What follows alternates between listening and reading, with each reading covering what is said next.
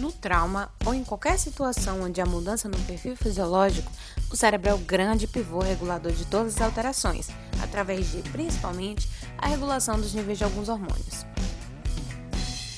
Precisamos saber que os tecidos lesados necessitam de taxas mais altas de glicose, pois eles necessitam se reconstruir.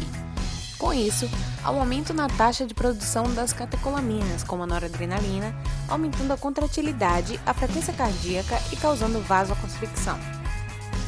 Lembrete, as catecolaminas são derivadas do aminoácido tirosina. Elas se fazem muito importantes nesses casos porque elas estimulam a produção de colágeno, principal constituinte das matrizes extracelulares, que nesse caso são bem debilitadas. E também estimulam a secreção de cortisol, mas a gente vai ver mais pra frente os efeitos disso.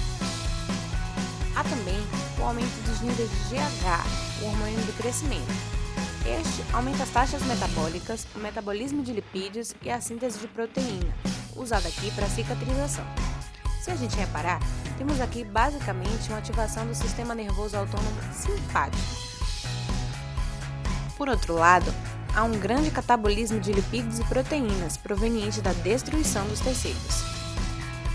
Essa situação de hipermetabolismo gera um grande gasto energético e a gente sabe que isso consome muito mais oxigênio e libera muito mais gás carbônico, gerando um aumento geral do débito cardíaco.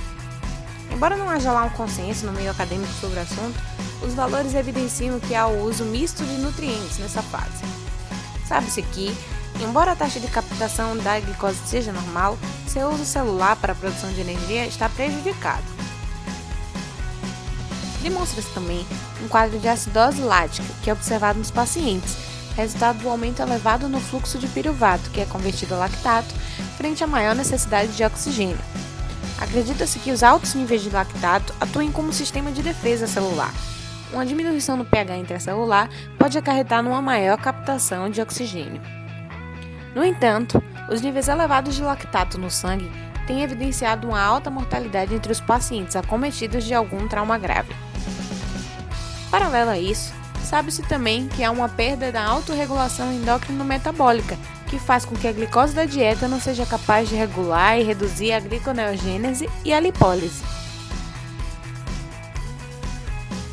Falando um pouco sobre a inflamação nos casos de trauma, assim como existem os hormônios, existem fatores que são regulados pelo sistema imune que podem sofrer influência dessa situação de hipermetabolismo. Na fase inicial do trauma, EBB, que dura aproximadamente 3 dias, o hipermetabolismo gera aumento das catecolaminas, que a gente já viu, e dos mineralocorticoides. Nos linfócitos T e B, nas células dendríticas e nos macrófagos, há também receptores intracelulares de mineralocorticoides, os mesmos encontrados nos rins e no coração. Vamos tomar como exemplo o mineralocorticoide aldosterona. Ao atravessar a membrana plasmática e se ligar aos receptores dentro da célula, o macrófago ativa um perfil de atividade M1 pró-inflamatório, secretando citocinas específicas relacionadas às doenças dolorosas, como IL-1, IL-6, IL-2, IL-7 e fator de necrose tumoral, que produz espécies reativas de oxigênio, são microbicidas e tumoricidas, porém geram importante estresse oxidativo e dano tecidual. Essas citocinas são mediadores necessários para conduzir a resposta inflamatória nos locais de infecção e de lesão, favorecendo a cicatrização apropriada da ferida, envolvendo principalmente o recrutamento de algumas células para esses locais de inflamação. Sabe-se também que o TNF gera um aumento do gasto energético em repouso e incentiva a gliconeogênese hepática e a lipólise. Sem a ação hormonal, os macrófagos são modulados em direção a um perfil alternativo, o perfil M2, relacionado ao remodelamento tecidual, à cicatrização e à regulação do sistema. Na seguinte fase, a fase flow, se torna mais expressivo o aumento gradativo das catecolaminas e dos glicocorticoides. O cortisol, importante a toda a resposta por estresse, pode se ligar com a mesma força aos receptores dos mineralocorticoides, produzindo os mesmos efeitos no sistema imune que a aldosterona. Com consequências da cirurgia, isto é, passado o trauma cirúrgico, algumas condições ligadas à inflamação podem manter o estresse e evitar a recuperação adequada do indivíduo, tais como infecções, sepse, síndrome da resposta inflamatória sistêmica, e se a ativação do sistema imune continuar, a agressão inicial é continuada e levada à frente. existem duas situações bem particulares de trauma. Uma delas é a situação das queimaduras, traumas graves que podem provocar uma resposta metabólica intensa que repercute em quase todos os órgãos e sistemas.